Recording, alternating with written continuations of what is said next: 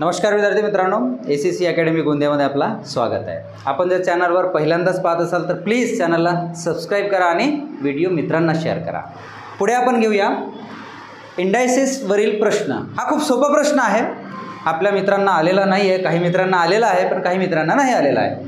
बरं, त्याचे काही बेसिक्स नियम आहे। बरं, घातांकावरील नियमांचे जे काही व्हिडिओ आहे मी यापूर्वी टाकलेले आहेत, तुम्ही प्लेलिस्टमध्ये जायचं, तिथं घातांक हा टॉपिक बघायचा, व्हिडिओ बघायचा आणि सगळे नियम तुमच्याकडे राईट डाऊन करायचे। समजलं? चला, नियम काय म्हणतो? बेस जर समान असेल तर घातांकाची बेरीज होते। आलं लक्षात? म्हणून a चा घात 15 अधिक 2 17, भागाकारामध्ये a चा घात 18। मग नेक्स्ट नियम काय म्हणतो? संख्या आणि बेस जर समान असेल तर घातांकाची वजाबाकी होते।